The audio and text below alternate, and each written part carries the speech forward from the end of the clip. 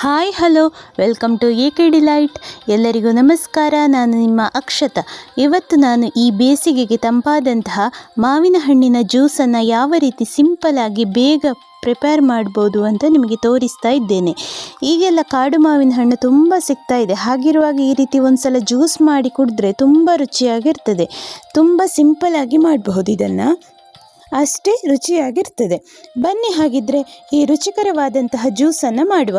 ನೋಡಿ, ನಾನಿಲ್ಲಿ ಕಾಡು ಮಾವಿನ ಹಣ್ಣನ್ನು ಚೆನ್ನಾಗಿ ತೊಳೆದು ತಗೊಂಡಿದ್ದೇನೆ. ಇನ್ನಿದನ್ನು ಸಿಪ್ಪೆ ಎಲ್ಲ ತೆಗೆದುಕೊಳ್ಬೇಕು.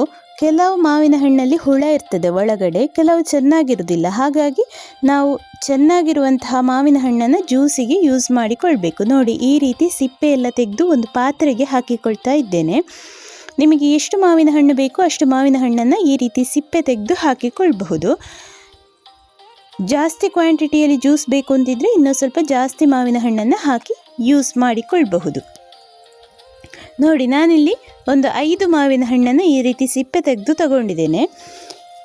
ಇನ್ನಿದಕ್ಕೆ ಸ್ವಲ್ಪ ನೀರು ಹಾಕಿ ಚೆನ್ನಾಗಿ ಮಾವಿನ ಹಣ್ಣಿನ ರಸ ಎಲ್ಲ ತೆಗೆದುಕೊಳ್ಬೇಕು. ನೋಡಿ, ಈ ರೀತಿ ನೀರು ಹಾಕಿ ಚೆನ್ನಾಗಿ ಮಾವಿನ ಹಣ್ಣಿನ ರಸವನ್ನೆಲ್ಲ ತೆಗೆದುಕೊಳ್ಳುವ. ನೋಡಿ, ಇದೀಗ ಆಗಿದೆ. ಇನ್ನಿದನ್ನು ಬೇಕಿದ್ದರೆ ಸೋಸಿಕೊಳ್ಬೋದು, ಇಲ್ಲಾಂತಾದರೆ ನೋಡಿ ಈ ರೀತಿ ನೀರನ್ನು ತೆಗೆದುಕೊಂಡ್ರೂ ಸಾಕು. ಮಾವಿನ ಹಣ್ಣಿನ ರಸವನ್ನು ಈ ರೀತಿ ಡೈರೆಕ್ಟಾಗಿ ಇನ್ನೊಂದು ಬೌಲಿಗೂ ಹಾಕಿಕೊಳ್ಬೋದು. ಸಿಪ್ಪೆಯನ್ನೆಲ್ಲ ಹಾಕಿಕೊಳ್ಳೋದು ಬೇಡ.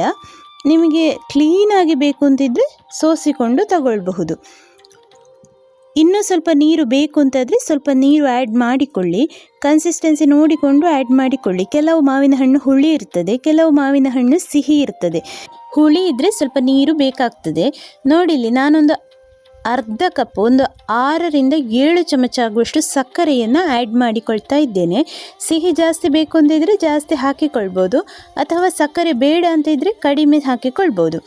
ಇನ್ನಿದಕ್ಕೆ ಸ್ವಲ್ಪ ಸಬ್ಜಾ ಸೀಡ್ಸನ್ನು ಒಂದು ಅರ್ಧ ಗಂಟೆ ಮೊದಲು ನೀರಲ್ಲಿ ನೆನೆ ಹಾಕಿ 1 ಚಮಚ ಆಗುವಷ್ಟು ಸಬ್ಜಾ ಸೀಡ್ಸನ್ನು ತಗೊಂಡಿದ್ದೇನೆ. ಹಾಗೆ ಸ್ವಲ್ಪ ಐಸ್ ಕ್ಯೂಬ್, ನಾನಿಲ್ಲಿ ಒಂದು 2 ಐಸ್ ಕ್ಯೂಬನ್ನು ಯೂಸ್ ಮಾಡಿಕೊಂಡಿದ್ದೇನೆ. ನೀವು ಜಾಸ್ತಿ ಬೇಕಿದ್ದರೂ ಹಾಕಿಕೊಳ್ಬೋದು. ಸಬ್ಜಾ ಸೀಡ್ ಮತ್ತು ಐಸ್ ಕ್ಯೂಬ್ ಆಪ್ಷನಲ್, ಬೇಕಿದ್ದರೆ ಹಾಕಿಕೊಳ್ಳಿ. ನೋಡಿ ಸ್ನೇಹಿತರೆ, ತುಂಬ ರುಚಿಯಾದಂತಹ ಈ ಜ್ಯೂಸನ್ನು ಮನೆಯಲ್ಲೇ ರೆಡಿ ಮಾಡಿ ಕುಡಿಬಹುದು. ಈ ಸೆಖೆಗೆ ಹೊರಗಡೆಯಿಂದ ಎಲ್ಲ ಬಾಟಲ್ ಜ್ಯೂಸ್ ತರುವ ಬದಲು ಆರೋಗ್ಯಕರವಾಗಿ ಈ ರೀತಿ ಮನೆಯಲ್ಲೇ ಮಾಡಿ ಸೇವಿಸಬಹುದು. ಶುಂಠಿ ಇಷ್ಟಪಡುವವರು ಒಂದು ಸಣ್ಣ ತುಂಡು ಶುಂಠಿಯನ್ನು ಜಜ್ಜಿ ಹಾಕಿಕೊಂಡು 1 ಚಿಟಿಕೆ ಆಗುವಷ್ಟು ಉಪ್ಪು ಕೂಡ ಹಾಕಿಕೊಂಡು ಈ ಜ್ಯೂಸನ್ನು ರೆಡಿ ಮಾಡಿಕೊಳ್ಳಬಹುದು. ತುಂಬ ರುಚಿಯಾಗಿರ್ತದೆ ಸ್ನೇಹಿತರೆ.